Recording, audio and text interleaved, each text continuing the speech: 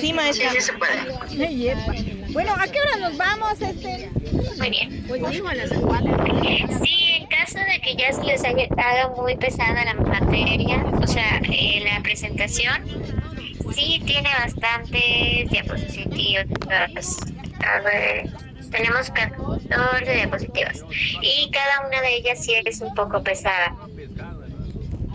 Entonces, en caso de tener un descanso, me comentan o continuamos la siguiente clase, ¿ok? Vamos a tratar de abarcar lo mayor posible y si se llegan a perder durante la presentación, también me comentan que de por sí la fisiología es un poco complicada y extensa. Muy bien. El tema del día de hoy, vamos a hablar un poquito más y transportes en el pie. Bien. La fisiología es bastante compleja y extensa. Perdón, maestra, maestra, se le corta un poquito el audio.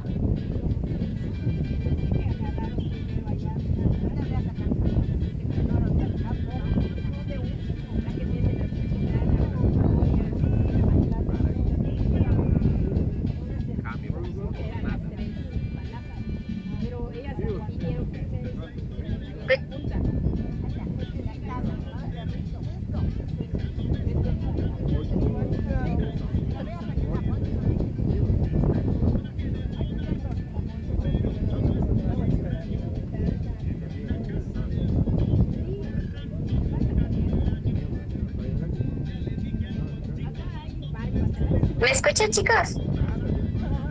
Ah, es que ya. Voy a cambiar.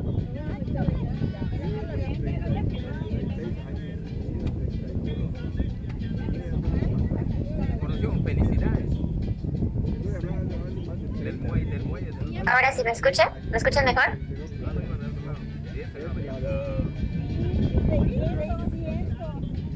Sí, ya un poquito mejor. Ok. Bien, si se escucha cortado me comenta, no hay problema con ello. Para que me mueva de lugar o me acerque al internet. Muy bien.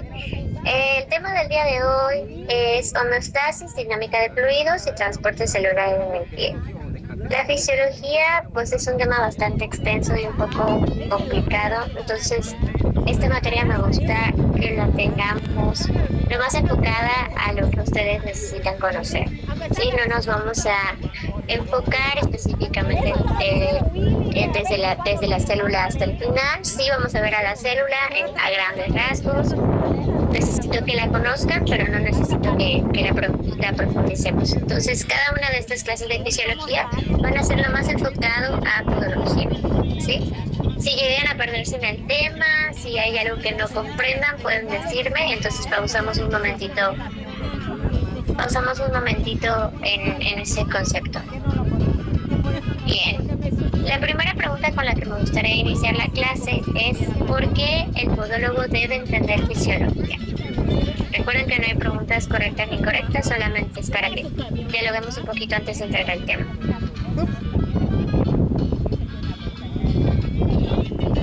Ay, siéntate acá, no te preocupes. Es que... Perdón, maestra, ¿puede repetir la pregunta, por favor? Sí, ¿por qué el podólogo debe entender fisiología?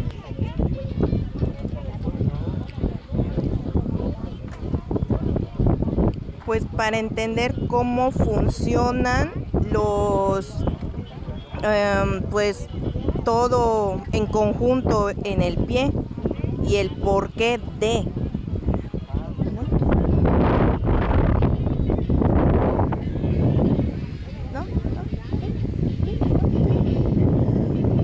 Complementando un poquito lo que dijo la compañera, podría ser porque hay que entender cómo funciona de manera correcta para poder detectar qué le está pasando al paciente, ¿no? Si tiene algún problema y qué problema es y a qué se debe.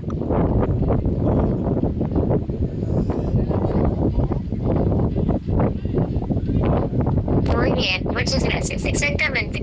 Esto a ustedes como podólogos les va a permitir comprender cómo funciona el pie. Recuerden que la clase pasada vimos la diferencia de anatomía y fisiología. Anatomía busca conocer cada parte del cuerpo humano, nombrarla como tal. Y la fisiología, pues básicamente se basa en comprender cómo esas partes funcionan.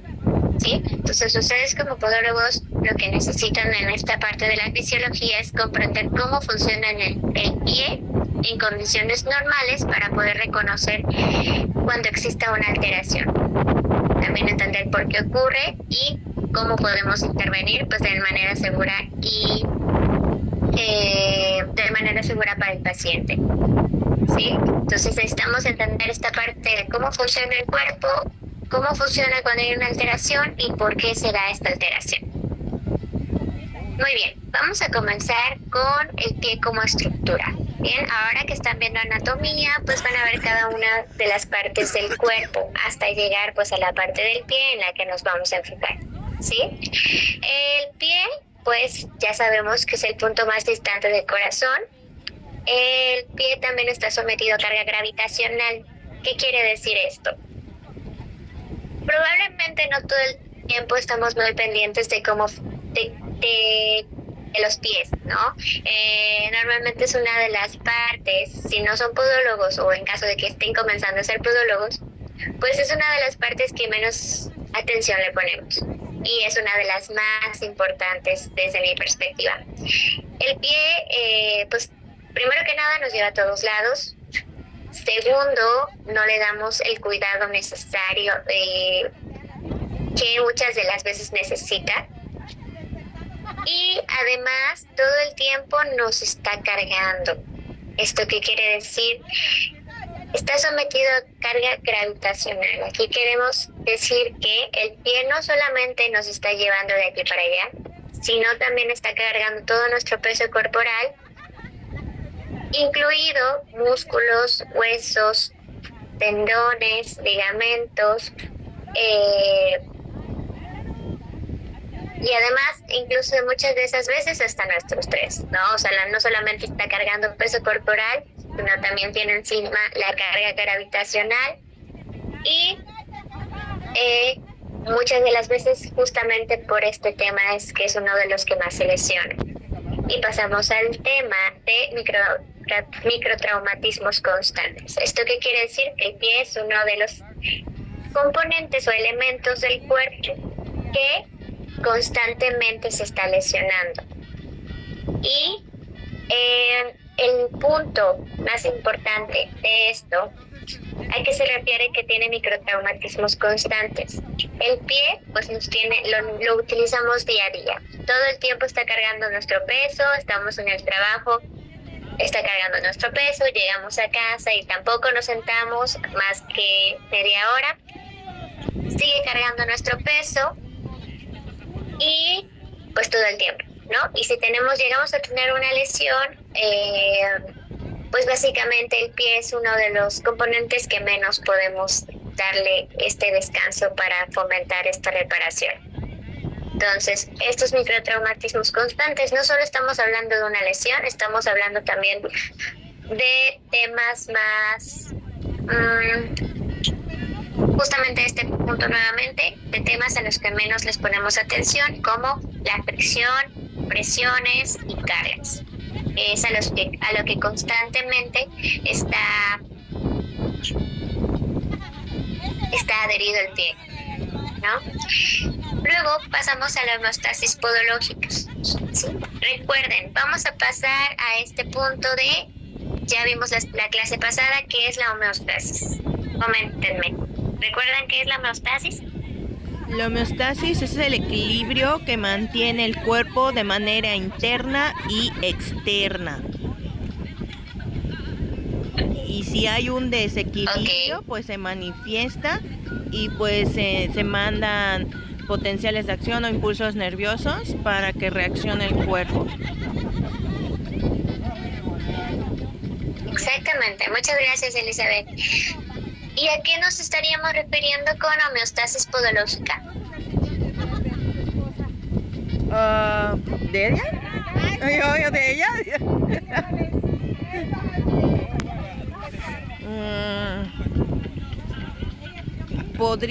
Pudiese ser como cuando se presenta una hiperkeratosis en los pies por una mala por una mala pisada o por dependiendo del tipo de pisada que presente el paciente, pudiese decirse. Ok, muy bien. Vamos a dejar primero, buen punto el que mencionaste, probablemente ahí habría una afectación en la homeostasis podológica si estamos en presencia de una hiperkeratosis. Pero la homeostasis podológica básicamente es la capacidad del pie y de los tejidos para mantener justamente la parte de la homeostasis, un equilibrio interno adecuado.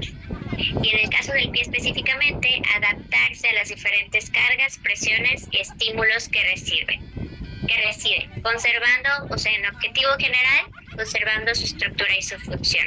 ¿Okay? Entonces, estamos hablando de homeostasis podológica, pues evidentemente es la capacidad del pie y de sus tejidos para mantener esta estructura y función que deberían tener, pues en este caso nuestro pie, ¿sí? Mantener el equilibrio funcional del pie. Entonces, hay 3 puntos importantes en los que ustedes como podólogos interfieren en este mantenimiento de la homeostasis podológica, ¿sí?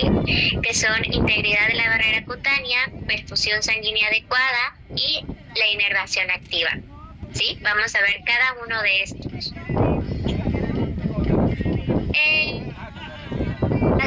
Primero vamos a enfocarnos en la integridad de la barrera cutánea. ¿Qué creen que quiere decir esta frase? El cuidar la epidermis y evitar crear heridas en el paciente. Exactamente. ¿Cómo ustedes como podólogos podrían mantener esta integridad de la barrera cutánea? Del pie específicamente. Bueno, en este caso pudiese realizarse de tratamientos no tan invasivos como una profilaxis podal.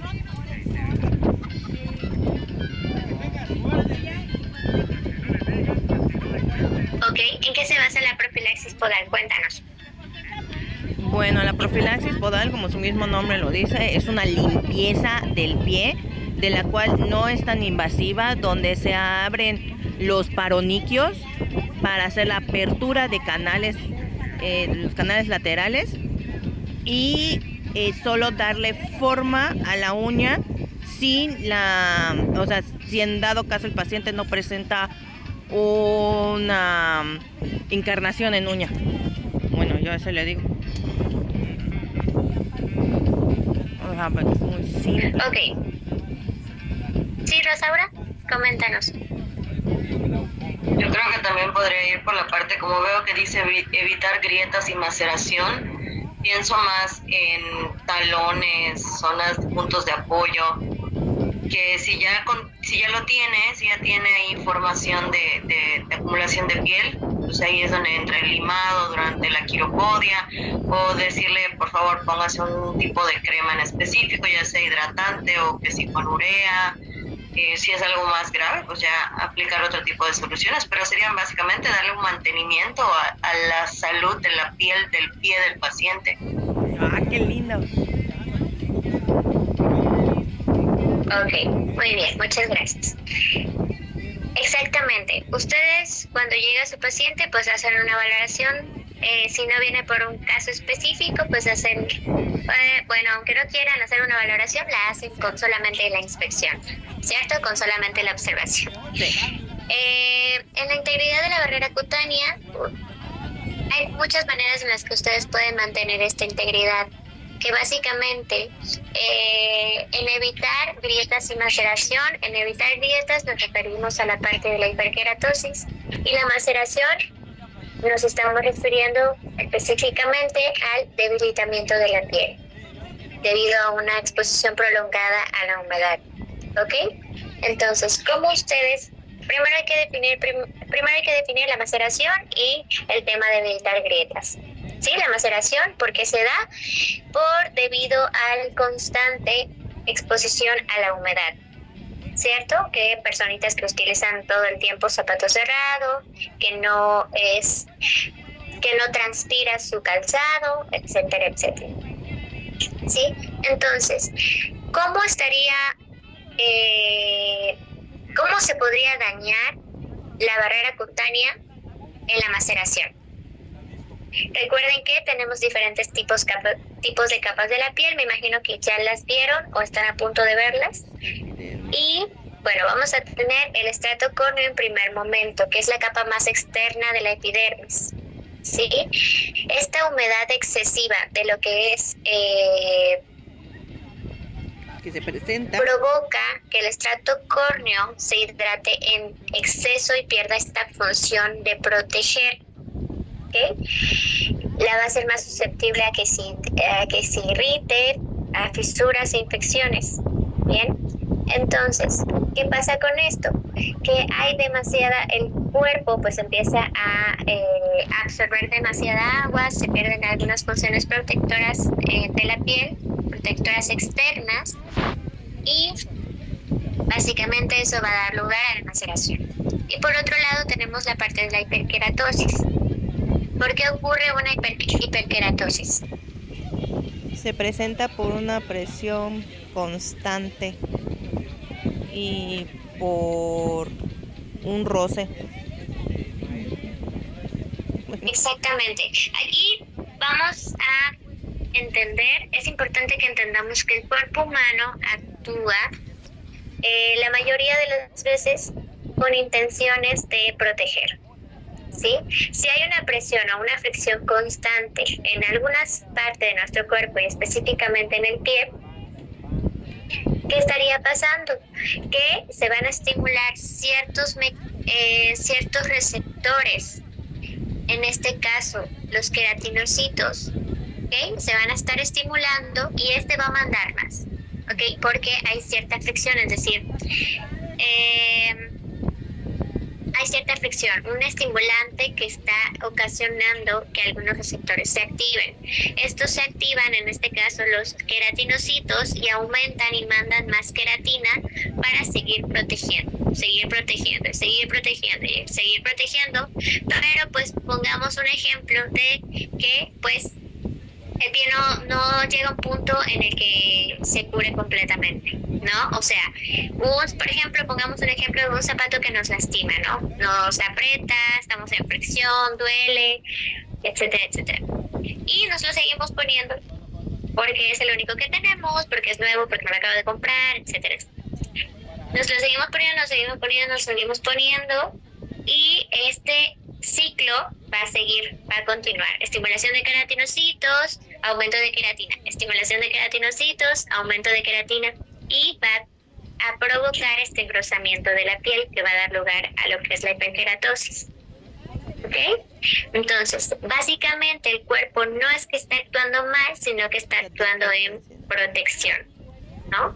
Entonces ustedes, como podólogos, pues se van a encargar de pues mantener mantener esa homeostasis en el pie, ¿no? De mantener esa integridad de la barrera cutánea, de evitar que, por ejemplo, a través de recomendaciones de educación al paciente, entonces definir y observar qué nuestro paciente está haciendo mal, en este caso, ¿no? Abordar evidentemente la afectación y pues educar al paciente, porque muchas de las patologías que nos llegan es porque el paciente no sabe y no conoce. Bien, ¿cómo podemos nosotros interferir en la perfusión sanguínea adecuada?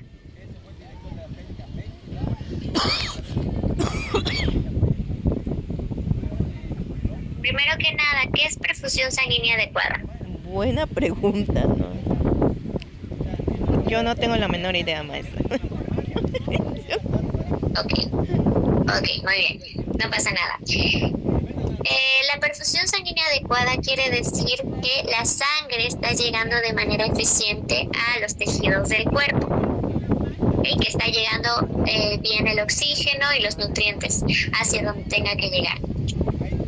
Y en el pie específicamente, para ayudar a mantener esta perfusión sanguínea adecuada, que muchas veces ustedes se van a topar con muchos de esos signos y síntomas en las que tengan que valorar la coloración de la piel, que no esté, que bueno, evidentemente que esté normal, que no esté más gris, que no esté morada, que no esté, ¿ok? Eso es un punto muy importante, que la temperatura sea la adecuada, que no esté caliente el pie, que no esté frío, que el llenado capilar esté conservado a menor a 2 segundos o igual a 2 segundos, es decir, que al presionar el pie del paciente se vuelva a llenar el llenado de capilar, pues dure básicamente entre esos segundos, porque si dura más, entonces estamos viendo que hay que está llegando más lento la sangre al pie, no en este caso. También ustedes van a llegar a valorar los pulsos periféricos presentes, ¿ok? Que el pacientito tenga un adecuado pulso en el pie, que más adelante lo van a ver de cómo tomarlo, y que no hayan signos importantes de isquemia. ¿Esto qué quiere decir? Que si todos estos puntos no les dan una red flag, entonces tenemos una perfusión sanguínea adecuada. ¿Okay? Ustedes, pues básicamente, ¿cuál es su intervención en este caso? Que ustedes evidentemente van a tener que evaluar el pie, ¿sí? El estado del pie, signos de mala circulación, puntos de presión, lesiones cutáneas y la derivación. Ustedes, pues básicamente van a aportar en esta parte de la perfusión porque trabajan directamente ahí, y ustedes tienen que ver que esta perfusión sanguínea sea adecuada, porque entonces en un tratamiento invasivo esto se les puede complicar, ¿sí? Luego pasamos a la inervación activa. ¿Qué quiere decir esto? ¿Habían escuchado inervación activa? No, bueno, yo en mi caso no. Okay. Yo tampoco. La inervación activa, aquí estamos hablando de que los nervios estén funcionando adecuadamente. Que los nervios, ¿qué es lo que hacen? Recibir y mandar señales por todo el cuerpo, del sistema nervioso a los tejidos que necesite mandar esta señal, ¿no? Estos deben, ¿qué funciones deben cumplir? Los deben ayudar a percibir el dolor, temperatura, presión y tacto, controlar los músculos y realizar los movimientos, mantener el equilibrio y la propiocepción, que esto nos va a llevar lugar a tener un buen equilibrio y la marcha, y detectar estímulos potencialmente dañinos para generar respuestas protectoras. Y entonces la inervación activa es que tengan un funcionamiento adecuado por medio de percibir el dolor, permitirnos el movimiento, el equilibrio y propiocepción. Esta mecanorrecepción. La mecanorrecepción es la cualidad, en este caso, de recibir las señales y poder enviarlas, ¿sí? Para tener y conseguir el equilibrio y la marcha. Sí, ahí ya es el contacto que tiene el sistema nervioso con los diferentes tipos de tejido, y esto también es importante que ustedes, si hay una alteración en esto, en la inervación activa, van a poder darse cuenta. Pacientito que no siente dolor, pacientito que no siente que aquí estoy tocando o que aquí estoy manipulando, eso ya es una red flag. Totalmente. Muy bien. Pasamos a la homeostasis y mecanismos de protección y regulación en extremidades. Capacidad del cuerpo para mantener constante su medio interno. Aquí, ¿de qué concepto estamos hablando? Capacidad del cuerpo para mantener constante su medio interno.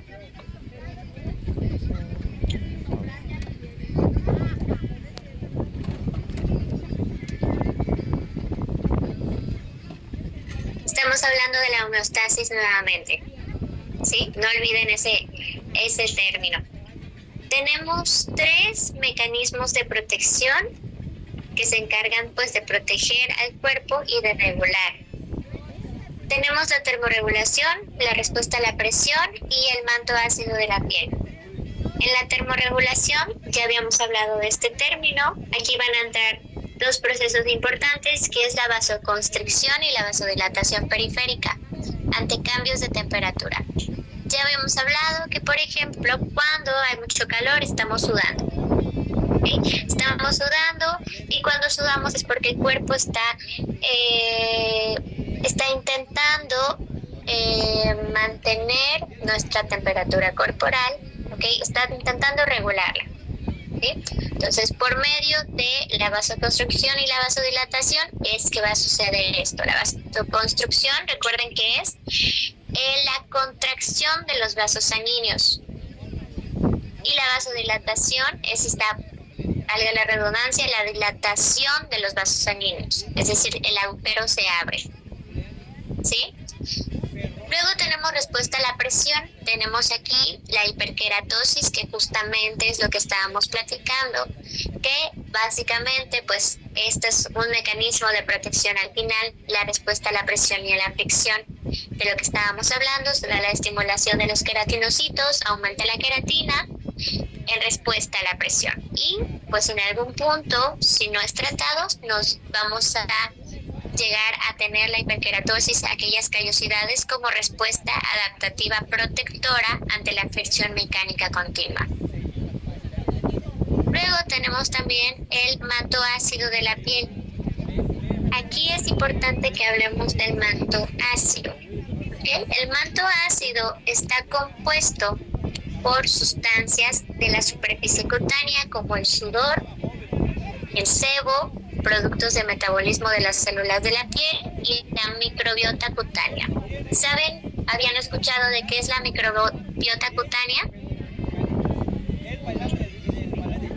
Microbiota. Es como decir... No, yo sí he escuchado. A ver. Todos hablamos al mismo tiempo. Sí, de hecho era eso, o sea que prácticamente en todo nuestro cuerpo tenemos un hábitat de diferentes bacterias y en la piel hay muchas de ellas. Exactamente. En el manto ácido de la piel, que es básicamente pues una mezcla de sustancias, ¿sí? En el que también pues se va a componer por todos estos elementos y también por la microbiota cutánea. Como mencionan, la microbiota cutánea sí es el conjunto de microorganismos que viven normalmente en la piel, sobre la piel. Hay diferentes tipos de bacterias, hongos y entre otros microorganismos, ¿sí? Pero, ¿cuál es la función de esta microbiota cutánea? Justamente vamos a primero definir que que existen diferentes tipos de microorganismos. Tenemos los microorganismos patógenos y los microorganismos no patógenos. ¿Cuáles de estos se encuentran en nuestra microbiota cutánea? Los no patógenos. ¿Esto qué quiere decir? Los que no nos van a desarrollar ninguna enfermedad y tampoco ninguna infección. Y los microorganismos patógenos es de los que nos protegen los no patógenos, que estos ya se encuentran pues en el medio exterior. ¿Sí? La microbiota cutánea pues se va a encargar de protegernos contra estos microorganismos patógenos y va a contribuir al manto ácido de la piel, va a ayudar a mantener el equilibrio de la piel y va a interactuar directamente con el sistema inmunitario. ¿Sí? Entonces, ya conocen qué es la microbiota, ya conocen que diferentes tipos de microorganismos viven en nuestra piel para protegernos de los que pueden producirnos, de los patógenos que son los que nos pueden producir infecciones o enfermedades. ¿Sí? Ya teniendo esto, pues el manto ácido, ¿para qué nos sirve? ¿No? Este nos va a servir para mantener esta barrera cutánea, dificultar el crecimiento de estos microorganismos patógenos que se encuentran en el medio ambiente y pues básicamente eso. ¿Cuál es uno de los objetivos del manto ácido de la piel?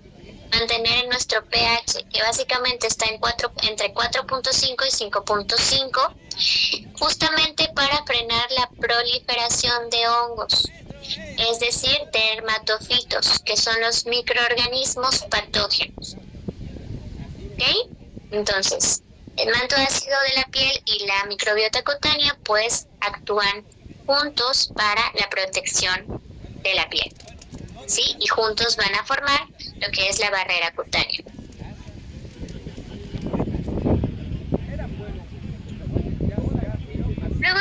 tenemos aquí una imagen de la célula, ¿sí?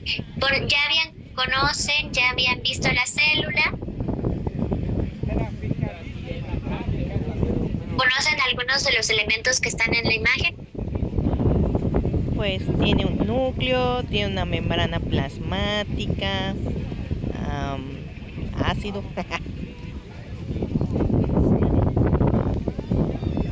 Exactamente. Solo lo vamos a ver a grandes rasgos, vamos a nombrarlos un poquito porque vamos a necesitar ubicarlos antes de pasar a la siguiente diapositiva.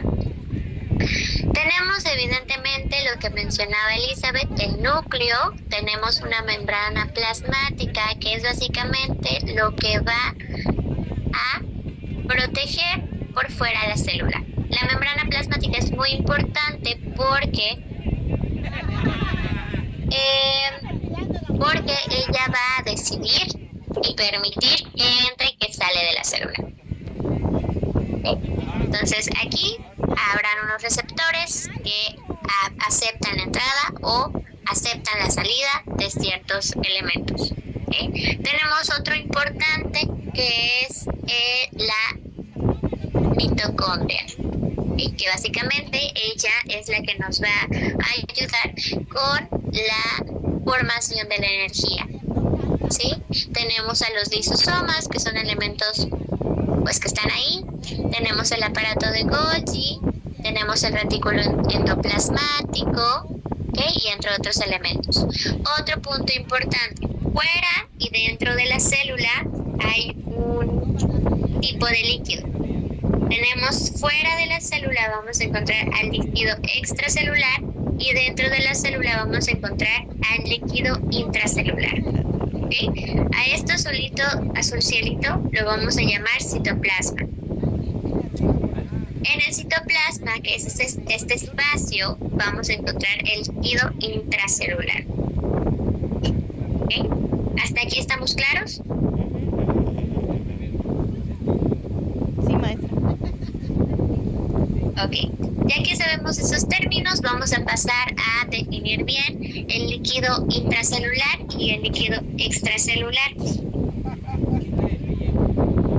El líquido intracelular va a ser el agua que se encuentra dentro de las células, como les mencionaba. Es el compartimento que contiene la mayor cantidad de agua corporal.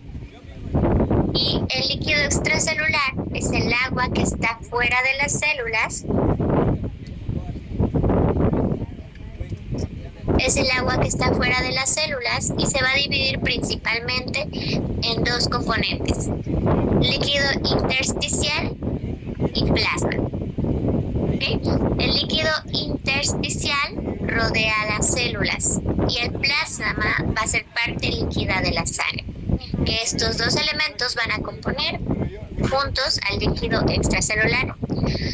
En las siguientes diapositivas los vamos a estar mencionando como LIC y LEC. Líquido intracelular, el que está por dentro, y LEC, el extracelular. Bien. En el medio interno hay compartimentos de agua en el pie. Aquí va a haber una distribución de agua. El líquido intracelular, el LIC, va a mantener el volumen de los queratinocitos y células musculares. Y el líquido extracelular se va a encontrar en el intersticio y vasos sanguíneos de la extremidad inferior específicamente.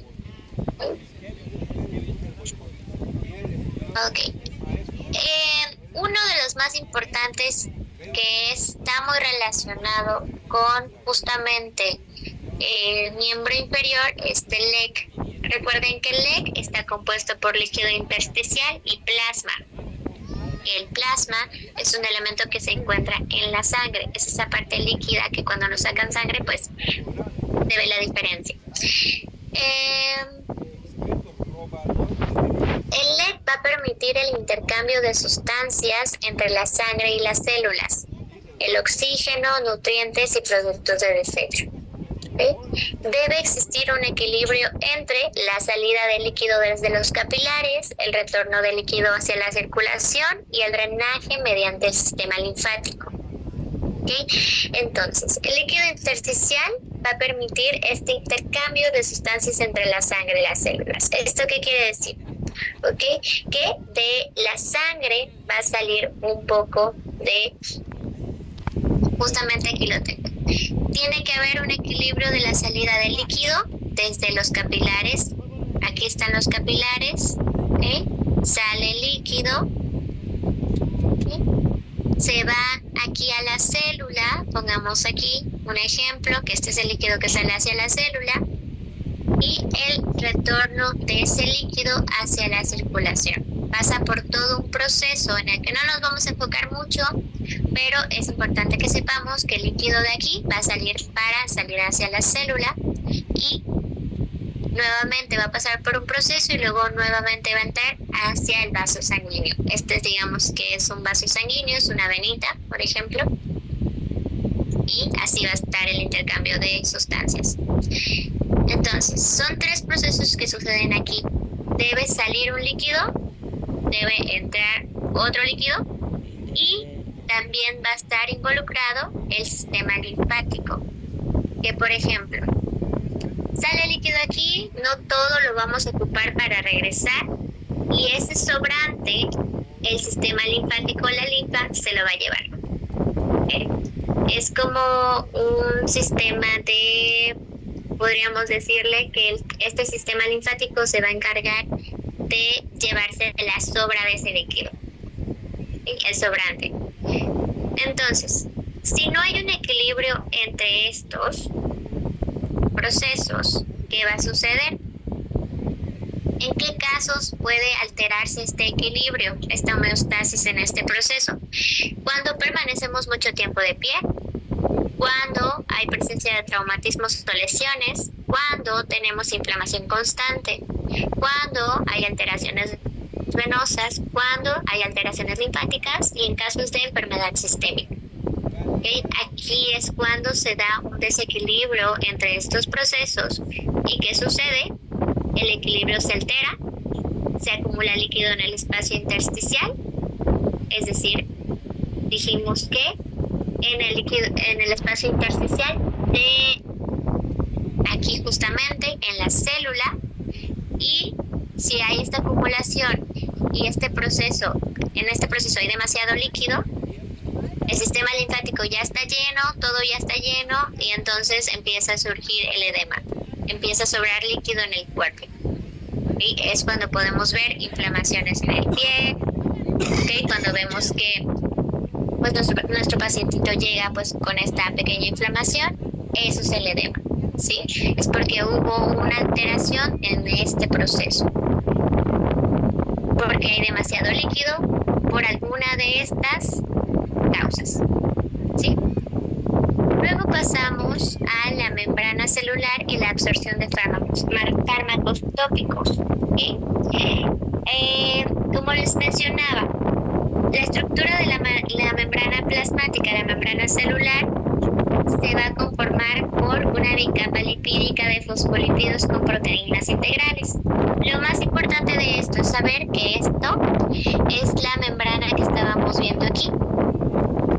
Esta moradita se compone por esto, por 2 capas. Estas 2 capas van a determinar cómo van a penetrar las cremas, antimicóticos y queratolíquidos hacia el cuerpo, ¿sí? Estas 2 capas tienen una función muy interesante. Una va a permitir que entre agua y otra va a permitir que entren diferentes tipos de solutos, ¿sí?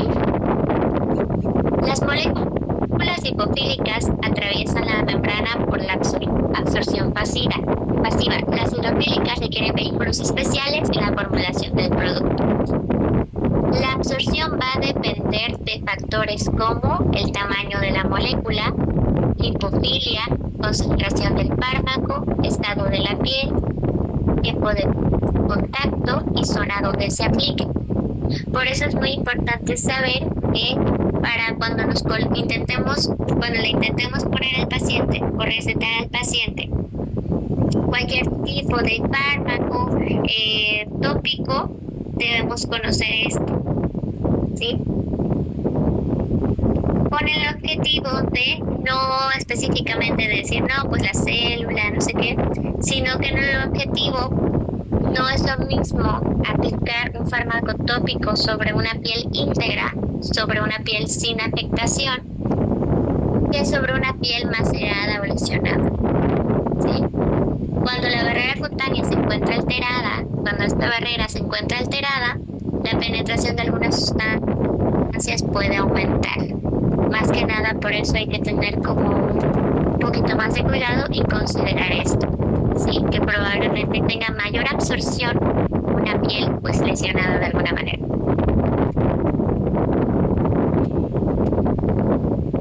Ok, pasamos al transporte pasivo. Ay, aquí se me pasó poner una imagen.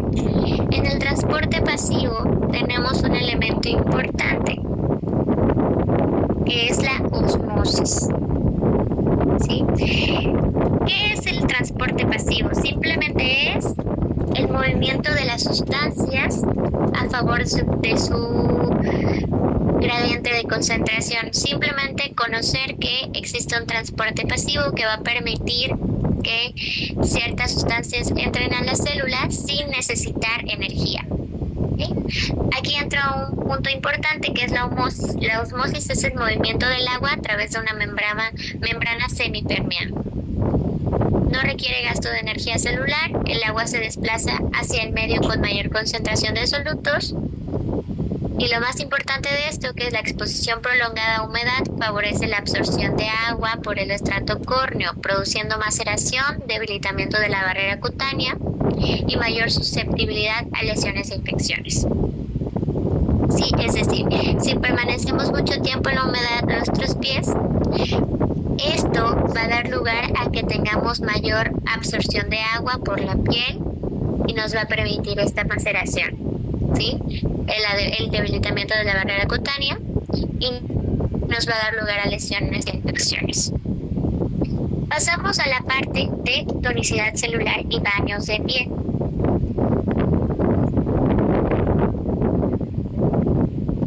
Bien, vamos a definir primero que nada qué es la tonicidad. Y es como una solución afecta el movimiento de agua de la membrana celular. ¿Qué saben de qué es una solución?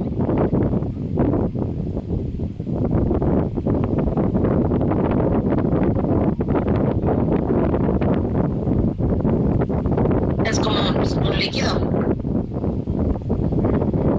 Exactamente, es un líquido, pero es una mezcla de una sustancia disuelta en líquido, exactamente. Por ejemplo, agua y sal, solución salina, ¿sí? Que en algunos casos nos recomienda, pero aquí lo más importante entonces es cómo esta solución, cómo esta mezcla afecta el movimiento del agua en el cuerpo. Bien, tenemos tres tipos de soluciones. Tenemos la solución isotónica. En este caso, pongamos el ejemplo, imagínense la célula que tengamos aquí, por ejemplo, esta es la célula, ¿sí? Aquí dentro de la célula recuerden que hay agua. La solución isotónica es que entre agua y salga y la célula se mantenga en el mismo volumen, ¿sí? Que no haya una afectación de si hay más agua dentro o fuera, ¿sí?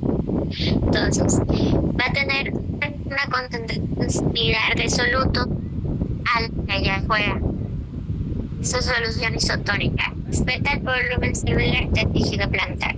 Es decir, no hay una diferencia de que si le ponemos esa solución al pie, no va a haber un aumento de volumen ni una disminución de volumen. Tenemos la solución hipotónica, que en este caso vamos a estar hablando de que hay mayor agua fuera de la célula. Y aquí sí hay una diferencia. Y esta célula, esta agua que está fuera de la célula va a entrar y esta puede hincharse. se va a hinchar de agua.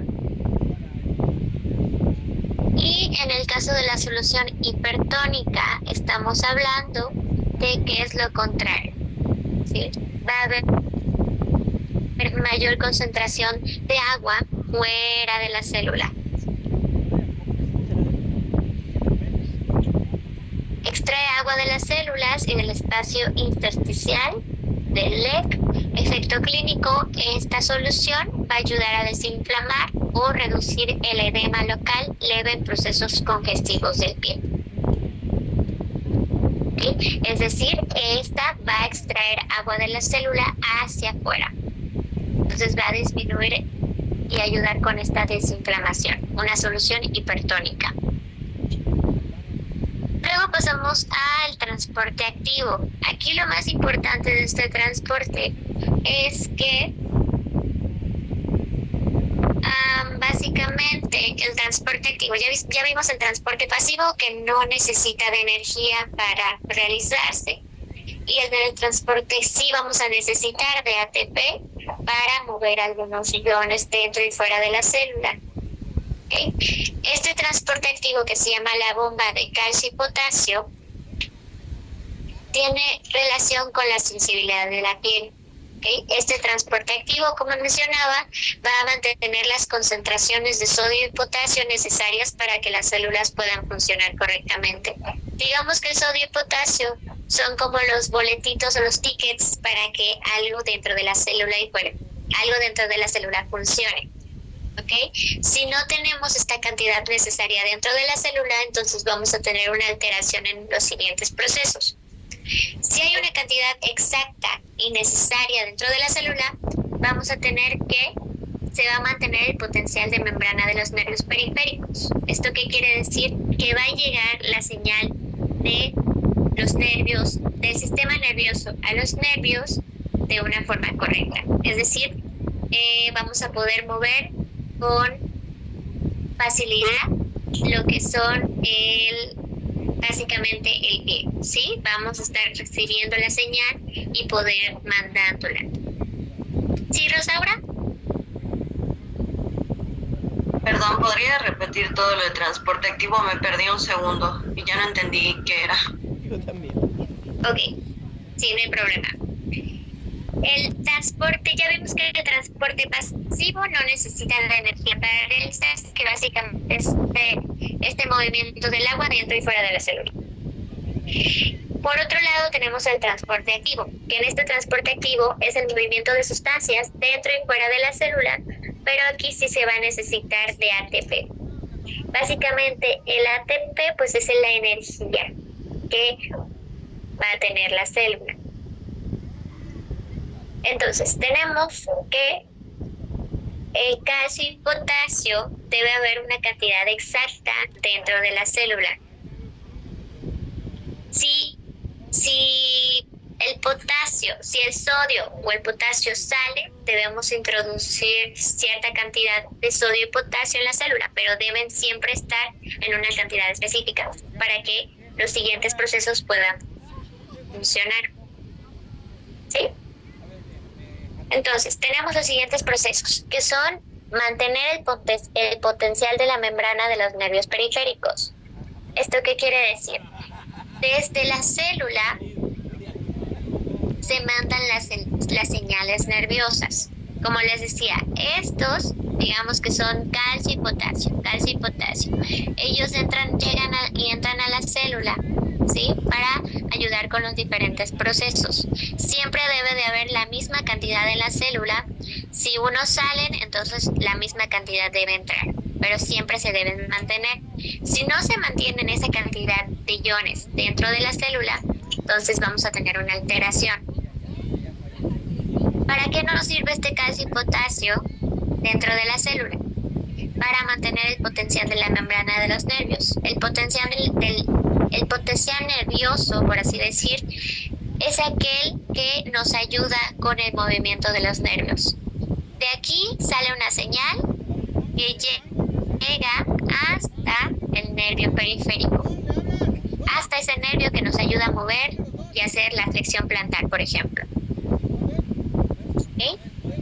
Entonces, Nos va a ayudar también a permitir la transmisión de estímulos táctiles, térmicos y dolorosos desde la planta del pie hasta el cerebro. Nuevamente, si está la cantidad de iones necesaria en la célula, nos va a dar lugar, nos va a poder ayudar a permitir que si un estímulo táctil llegó a mi cuerpo, por ejemplo, una caricia, les hicieron una caricia en la mano, ¿ok? Para que esta señal de que hubo una caricia en la mano llegue a nuestro cerebro, necesita de este potencial de acción. Va a permitir que esta transmisión de detectar que tuve ese estímulo, llegar hacia el cerebro de que, alguien me acarició la mano, por ejemplo. Para que esto se dé, es necesario de este proceso de la bomba NACA, que es la bomba de calcio y potasio.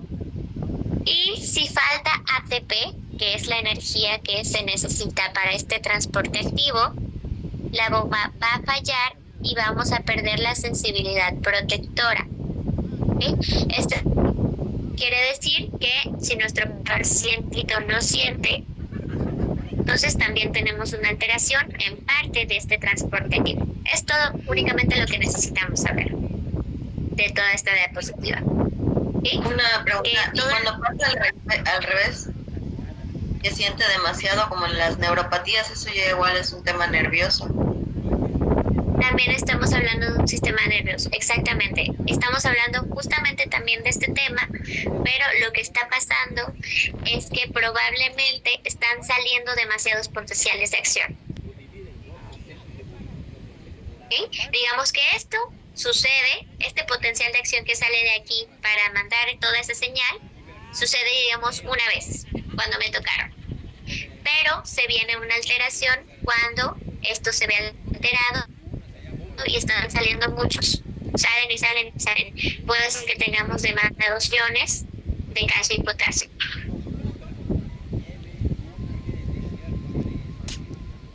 ¿Y respondí tu pregunta? Sí, gracias. Okay, muy bien. Ya nos quedan poquitas diapositivas. A ver, sí, 2. Muy bien. Okay. Todas estas diapositivas, pues al final, ¿cómo podemos relacionarlo clínicamente?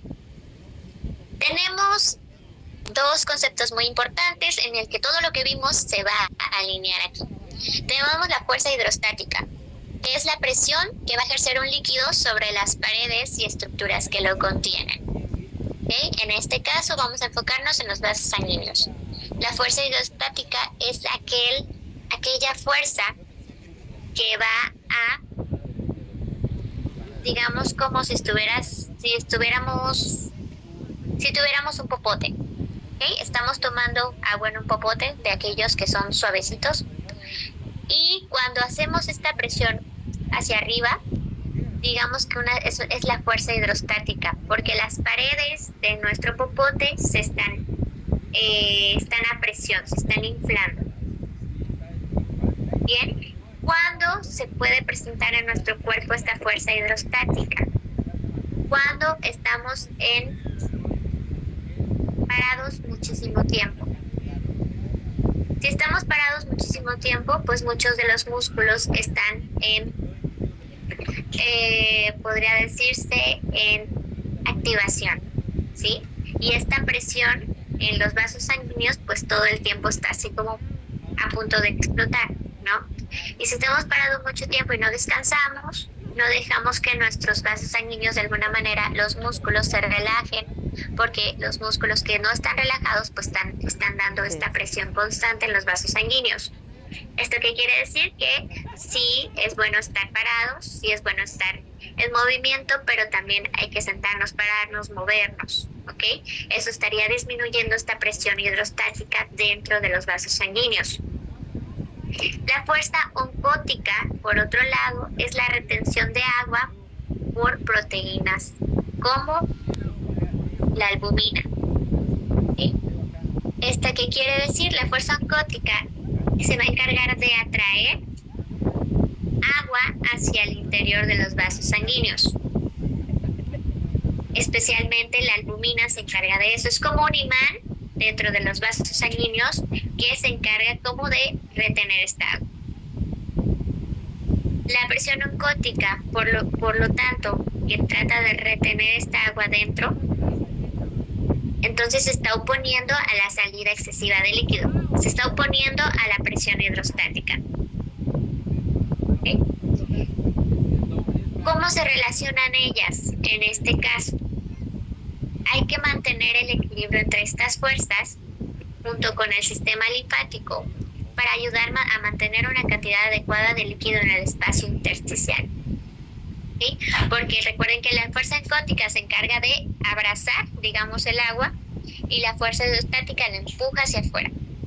Entonces necesitamos mantener estas fuerzas en constante equilibrio para mantener esta cantidad de líquido adecuada. Si en el caso de un pie aumenta mucho la presión hidrostática, disminuye la presión oncótica. Si en este caso aumenta la presión y la oncótica pues disminuye, se acumula el líquido y da lugar al edema. Estas fuerzas tienen que actuar en conjunto. El signo de la fobia o de Godet. ¿Habían escuchado de este signo?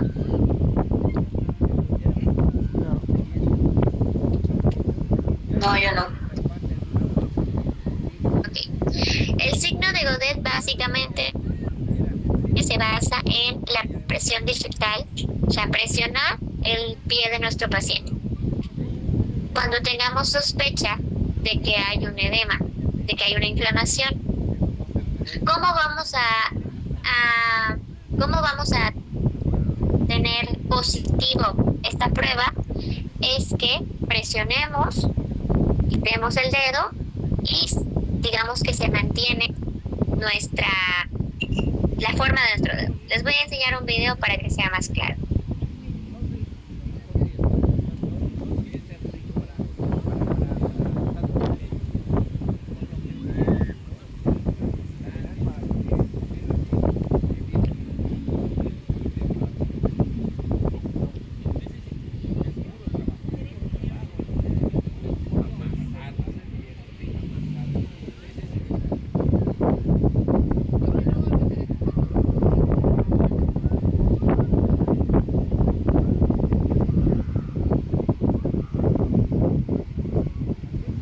Este signo es específicamente en caso de que sospechemos el edema.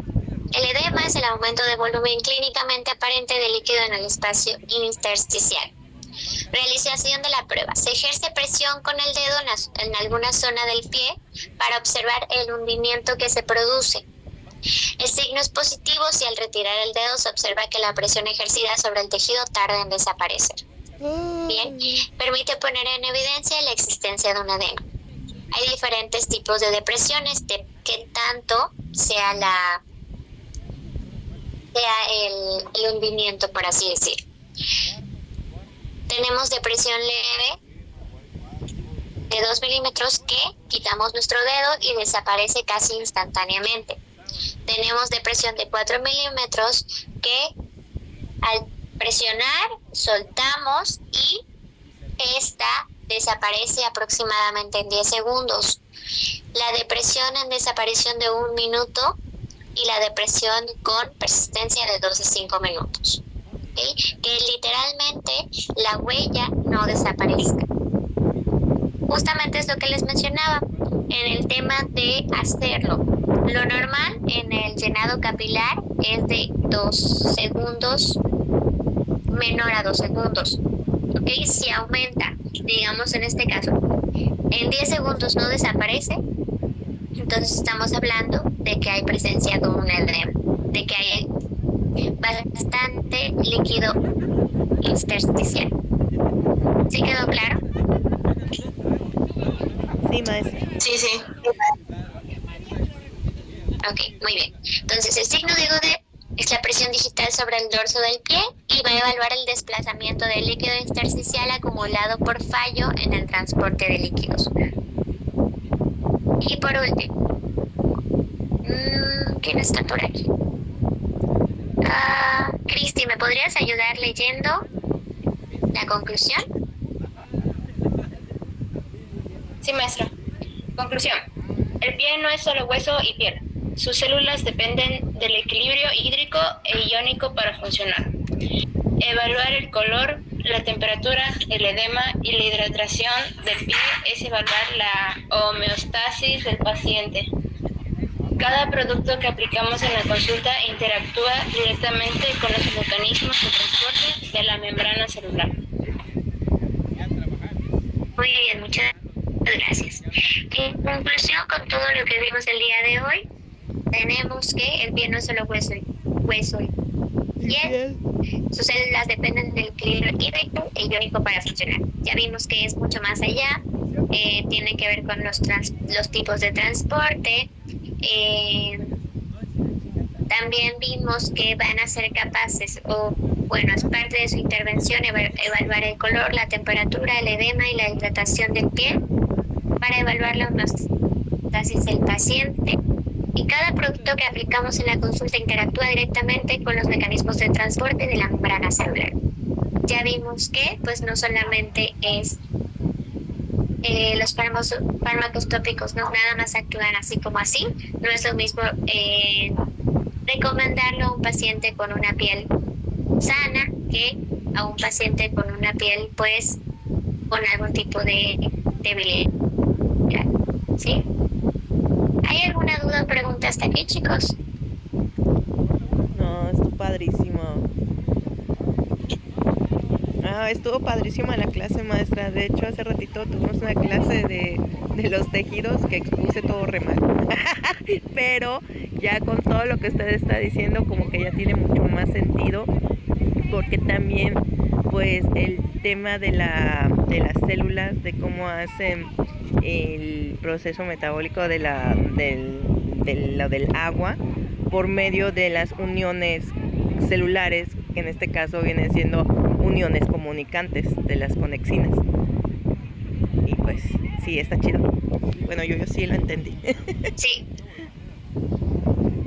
Qué bueno que les gustó. La verdad sí hice lo posible porque fuera un tema no demasiado complejo, porque de por sí es bastante complejo, entonces le quise enfocar en presentarles solamente lo que necesitamos saber, ¿sí? Para no, por ejemplo, en la parte de lo de la bomba de sodio y potasio, solamente necesitábamos saber que si hay una alteración ahí, entonces vamos a ver una alteración en la percepción de los sentidos, de la sensibilidad táctil, y pues de que pues algo está pasando ahí con los elementos, ¿sí?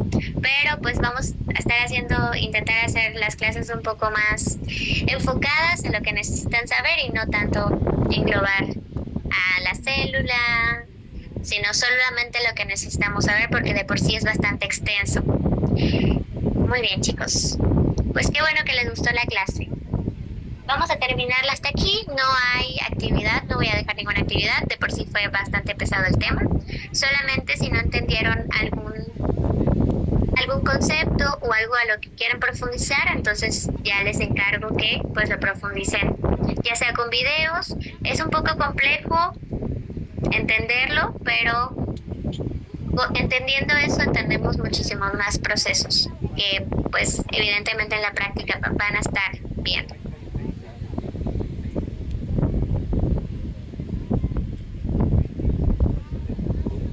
Muy bien, chicos. Si no hay dudas o preguntas, comentarios, pueden ir retirándose. Nos vemos el próximo domingo. Muchas gracias, maestra. Gracias, maestra. Gracias a todos. Buenas tardes.